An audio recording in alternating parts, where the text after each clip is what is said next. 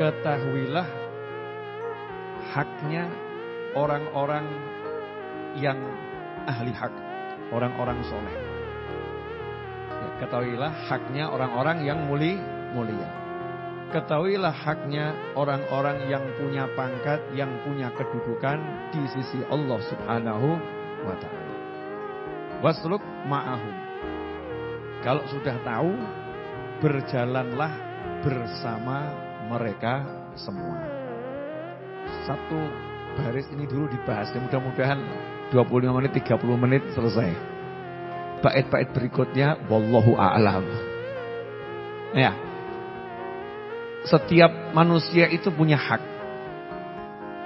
Berarti manusia yang lain punya kewajiban. Kalau ada hak berarti ada kewajiban. Nah ini yang repot, ini kita hidup cuma nuntut hak, gak pernah jalankan kewajiban.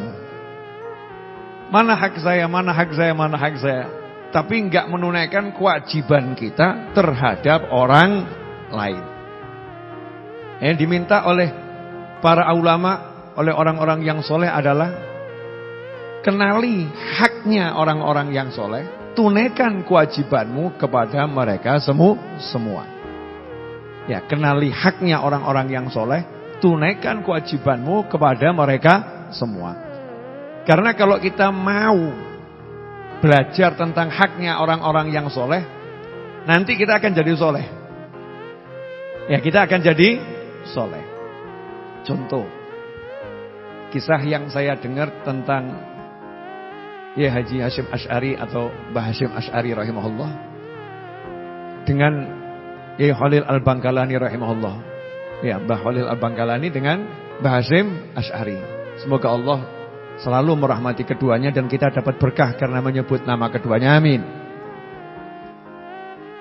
Kita semua tahu ya Khalil Al-Bangkalani rahimahullah ini adalah senior dan gurunya Mbah Hasyim Asy'ari.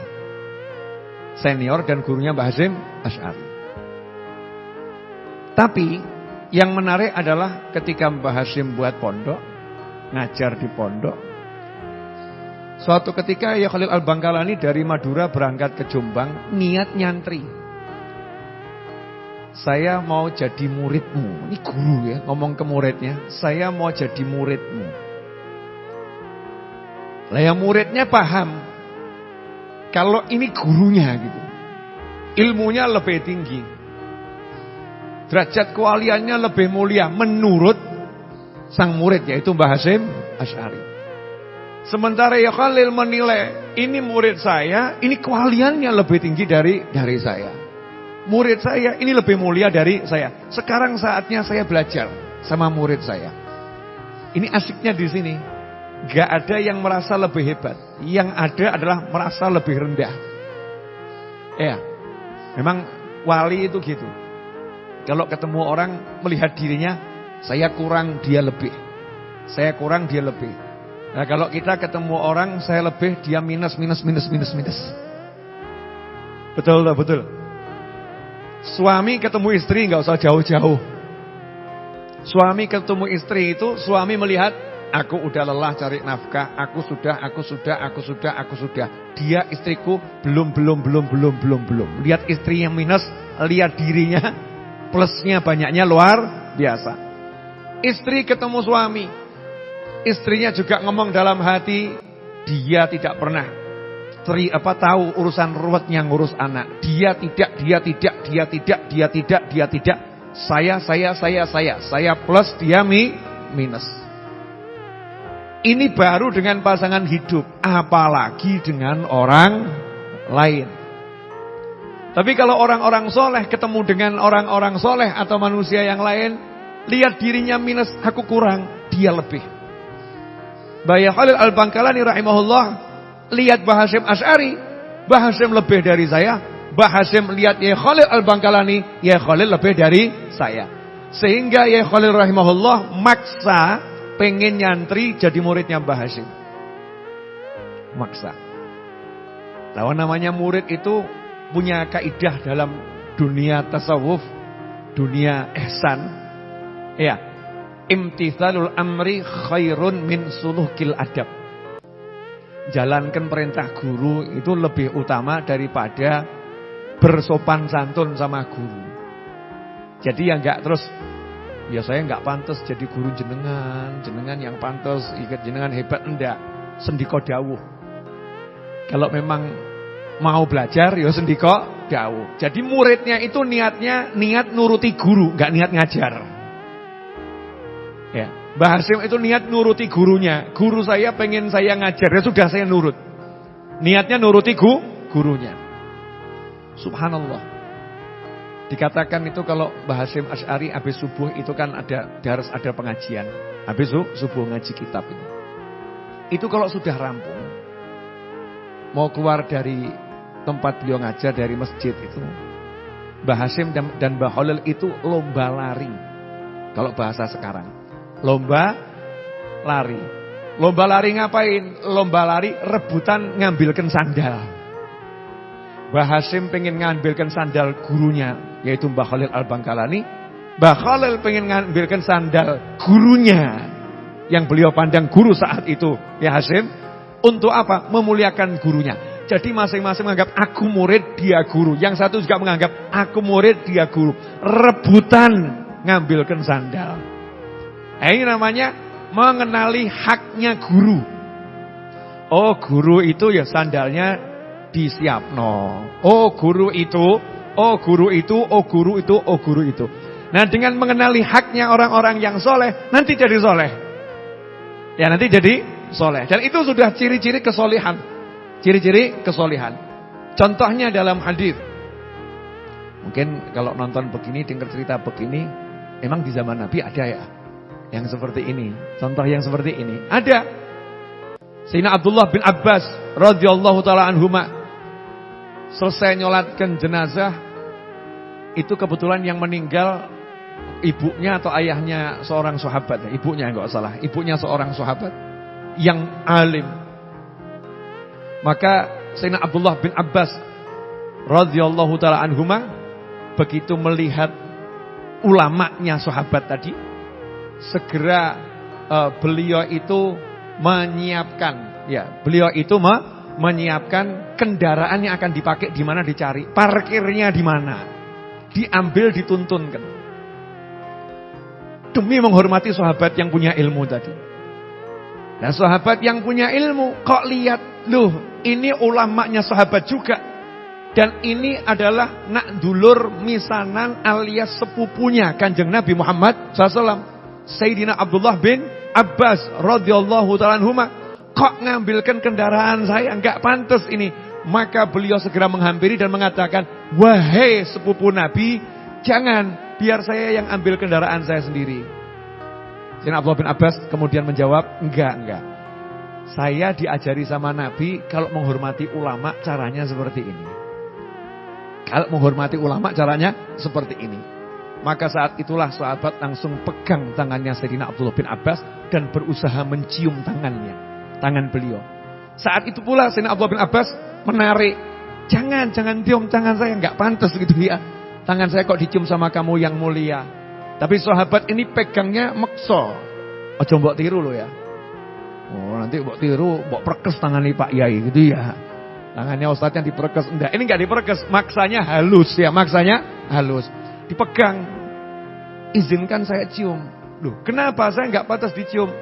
Jawabannya sahabat, beginilah kami diajari menghormati oleh Nabi SAW, diajari menghormati keluarganya Nabi Muhammad SAW. Langsung dicium tangannya.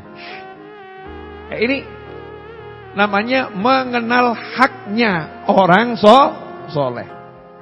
Jadi kita tahu bagaimana kewajiban kita kepada orang soleh. Sahabat juga tahu bagaimana haknya Nabi Muhammad SAW. Sehingga para sahabat menjalankan kewajiban beliau terhadap Nabi Muhammad SAW. Sebagaimana diceritakan, kalau Nabi itu mau wudhu, sahabat itu berebutan. Ya, berebutan untuk menyiapkan air wudhu buat Nabi Muhammad SAW. Gak kemudian seperti kita, ini ustadznya kalau memang zuhud, kalau wali ya gak usah nyuruh-nyuruh, gak usah diambilkan, ngambil sendiri ustadznya itu, tempat wudhunya ngambil sendiri. Ini namanya ustadznya wali gitu ya. Ya kalau memang ustadznya ngambil air wudhu sendiri, ustadznya baik, kiainya baik, yang gak baik muridnya. Lalu gurumu kok gak bok gawe rekoso ya? Gurumu kok kamu buat susah. Tugasnya murid melayani guru, sahabat pun melayani Nabi Muhammad SAW. Rebutan. Nah, di antara juaranya adalah Sayyidina Abdullah bin Abbas radhiyallahu ta'ala anhuma, sepupu Kanjeng Nabi yang usianya masih sangat muda. Wong itu dikeloni sama Nabi SAW, umurnya masih 7 tahun, 8 tahun dikeloni sama Rasulullah SAW. Datang bawa air buat wudhunya Rasulullah SAW. Karena paham, ini sebentar lagi Nabi mau sholat, Nabi mau wudhu, carikan air. Ya dulu cari air kan ya gak gampang ya di Mekah sana ya. Butuh pergi keluar, ngangsu kalau coro Jawani pun ya. Yang dibuat di luar Jawa istilahnya apa saya gak paham. Tapi kalau di Solo, Jawa Tengah, Jawa Timur, ngangsu tuh, ambil air dari sumber, dari sumur ya, dibawa ke dalam rumah Nabi Muhammad SAW. Disitulah Kanjeng Nabi senang SAW, karena umatnya paham cara menghormati Nabi. Umatnya paham cara menghormati kekasih Allah Subhanahu wa ta'ala. Maka langsung didoakan, Allahumma faqihu fiddin wa alimhu ta'wil. Ya Allah, jadikan Abdullah bin Abbas radhiyallahu anhuma ini orang yang paham agama dan ajarkan kepadanya ilmu takwil Al-Quran. Takwil itu di atasnya tafsir. Takwil itu di atasnya tafsir. Ya, ilmu tentang Al-Quran yang paling mendalam. Itu namanya takwil. Seketika jadi pinter. Sebelumnya udah pinter. Seketika jadi pinter. Paham takwilnya Al-Quran. Paham agama. Gara-gara apa? Tahu haknya Nabi dan kemudian dapat doanya Nabi Muhammad SAW. Nabi SAW juga tahu haknya sahabat. Ini menarik. Kanjeng Nabi SAW itu tahu haknya sahabat. Sehingga Nabi kalau lagi pengajian, Rasulullah SAW kalau lagi pengajian, itu yang duduk di bagian depan adalah sahabat yang pernah ikut perang Badar. Yang pernah ikut perang Badar. Itu kursinya, tempat duduknya di lantai ya. Kursinya seluas bumi, gede Nepal. Duduknya di lantai. Sahabat yang duduk di depan ini adalah yang ikut perang Badar. Karena jasanya luar biasa. Maka kalau sahabat tadi datangnya terlambat sama Nabi SAW, beliau toleh kanan, toleh kiri, mencarikan tempat yang kosong mana buat sahabat yang jasanya besar ini. Sehingga kalau memang penuh disuruh geser, biar yang tadinya datang terlambat posisinya di depan, ya tetap di depan. Ini tahu haknya. Ya tahu haknya sahabat, Nabi ngerti. Sehingga pernah ketika Nabi SAW melakukan majelis, datang seorang yang saat itu menjadi kalau zaman sekarang wali kota gitu. Pemimpin di kaumnya ya, wali kota. Bukan orang yang alim, bukan orang yang punya ilmu banyak dibandingkan sahabat yang lain. Datang di duduknya belakang sendiri. Nabi SAW carikan tempat di depan, ternyata di depan sudah penuh. Tapi orang ini gak pantas duduknya di belakang. Karena di kampungnya, di desanya, ini adalah orang yang dihormati oleh masyarakatnya. Maka Nabi SAW mengambil selendang beliau yang dipakai buat nutup wajah. Kalau di padang Sahara, digelar kalau lagi sholat jadi sajadah. Kalau tidur bisa jadi selimutnya Nabi Muhammad SAW. Dibuka sama Kanjeng Nabi, kemudian diserahkan, dilemparkan. Ya. Yang di belakang terima. Kemudian Nabi berkata, silahkan kamu duduk di selendang saya. Masya Allah. Tempat yang dipakai buat sholat, tempat yang ditaruhkan di wajah, sama Nabi diperintahkan, jadikan itu alas untuk kamu duduk. Apa kata sahabat tersebut? Dipegang, diciumi. Saya terima ya Rasulullah, tapi gak pantas ya. Saya kok menduduki selendangnya Nabi Muhammad SAW. Loh, ini namanya saling mengerti haknya orang lain. Nah, Habib Ali Habsyi radhiyallahu anhu dalam qasidah ini ngajari kita semua sesuatu yang sekarang mulai hilang. Kadang kita punya ilmu dikit, begitu pejabat datang, tambah kalimatnya, wah orang dunia, duduknya di belakang saja. Kita ini orang akhirat, pantasnya di depan. Gak tahu haknya orang lain. Kemudian datang misalnya, kita orang yang punya duit banyak, datang ulama, kebetulan ulama gak punya duit. Ulama yang hidupnya, ekonominya di bawah, merosot, bukan lagi menengah ke bawah ya, di bawah merosot ini ekonominya. Begitu datang, ini kita punya duit banyak, mengatakan gak pantas dia di depan, pakaiannya saja dilihat gak enak. Yang di depan ini sugih kabeh, yang di belakang malah melarat. Kita gak meletakkan ulama tadi di depan, berarti kita tidak tahu haknya ulama. Orang tua, Masya Allah, orang tua. Kalau kita ketemu orang tua, haknya orang tua ini kalau ketemu di jalan, muslim ketemu muslim adalah mengucapkan salam. Tapi kalau itu orang tua, maka yang muda hendaknya ngasih salam kepada yang tua. Jangan ngenteni. Wis tuwa, wis meh mati, salam kok gak gelem gitu ya. Bukan begitu. Ini orang tua harus dimuliakan. Kita penuhi haknya. Assalamualaikum. Dulu tuh saya masih kecil, sekarang saya masih muda. Dulu masih kecil ya, sekarang masih muda. Itu kalau lewat di kampung-kampung ada orang lagi duduk depan rumahnya orang-orang tua. Itu kita kalau naik sepeda saja nggak sampai ati genjot. Genjot itu bahasa Jawa ya. Indonesianya Pak, ngayuh. Betul ya? Kita nggak sampai ati ngayuh, turun dari sepeda, tuntun sambil mengucapkan derek langkung, numpang lewat, iya. Terus yang dikasih sapa tadi juga jawab dengan senyum, dia akan gitu, menyenangkan. Silakan lewat. Sekarang kita naik motor, ya naik motor, itu di kanan kiri ada orang duduk, nggak peduli. Bahkan kadang rodok nglayer. Ya, Masya Allah. Haknya ini orang-orang tua enggak kena. Enggak dihormati ini orang yang lebih tua. Kemudian orang tua kandung, Masya Allah. Orang tua kandung itu haknya banyak. Kewajiban kita kepada orang tua banyaknya luar biasa. Nah ini kadang sampai anak itu enggak ngerti. Dia anggap kalau duitnya adalah duitnya. Sehingga ketika orang tua ngomong, nak, ibu butuh uang, pinjem yo nak. Itu yang namanya anak itu ngeluarkan duit abot. Bahkan dihitung, dicatat tanggal sekian ibuku utang. Masya Allah. Ini langit gonjang ganjing ini. Bukan lagi bumi gonjang ganjing, langit gonjang ganjing. Kok ada anak, orang tuanya bilang utang, dicatat dibilang bu utang lo ya bu ya. Masya Allah. Naudzubillah min dzalik. Haknya anak ini, haknya orang tua ini harus dipenuhi dan mengatakan, bu, aku wekmu, saya milikmu, harta ini semua milikmu. Ibu butuh berapa ambil. Ya alhamdulillah ibu yang genah.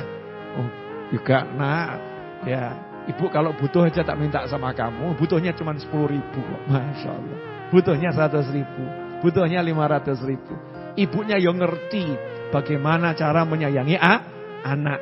Nah ini yang harus disampaikan sekarang kepada diri kita, keluarga kita, masyarakat kita. Belajarlah mengerti haknya orang lain dan memenuhi kewajibanmu pada orang lain. Terutama pada orang-orang yang soleh. Orang-orang yang punya ilmu. Dan di sini secara khusus kita disuruh belajar i'rifil haq li ahlil haq. Hendaknya engkau mengetahui haknya orang-orang yang punya derajat kewalian di sisi Allah Subhanahu wa taala, ahlul haq. Memang pangkatnya itu tinggi di sisi Allah Subhanahu wa taala. Kamu harus ngerti, belajar itu. Kalau udah ngerti, jalan bareng bersama mereka. Bayangkan ya, ada orang itu di jalan tol kena macet, padat jalan tolnya. Tiba-tiba di belakang itu kok ada mobil yang mendapatkan pengawalan karena untuk suatu kepentingan yang memang harus dikawal. Nyung jalan gitu ya. Ini kan kewajibannya pengguna jalan memberikan jalan untuk yang punya kepentingan. Otomatis kita ini sopir paham. Sen kiri kalau dari kanan ya, sen kiri kita menepi ke kiri, yang di belakang biar lancar. Nah, kalau waktu itu kita diizinkan jalan bareng sama yang dikawal ini, diizinkan jalan bareng, di belakangnya Masya Allah gak ketemu macet. Ding ding ding, totot ding ding totot, belakangnya sedang ikuti toh. Cuman mengikuti, macetnya itu ulang sendiri, hilang macetnya, gak ada itu macet. Seakan-akan begitu. Kenapa? Karena yang di depan yang sudah nyarikan jalan, kita tinggal ikut, ikut. Nah ini kita disuruh cari orang-orang soleh, kenali hak mereka semua, jalankan kewajibanmu kepada mereka semua, jalanlah bersama mereka. Di belakangnya ikut terus, gak kroso, ngerti-ngerti jadi wali. Tahu-tahu sudah jadi walinya Allah Subhanahu wa Ta'ala. Gak kroso, tidak bisa dihitung-hitung. Kok cepet dia sampai pangkat wali, sementara aku kok susah jadi wali? Jawabannya, lah kamu jalan sendiri, dia nunut. Kamu jalan sendiri kena macet, dan dia ini nunut orang soleh. Sudah dibuatkan jalan, tinggal ikut.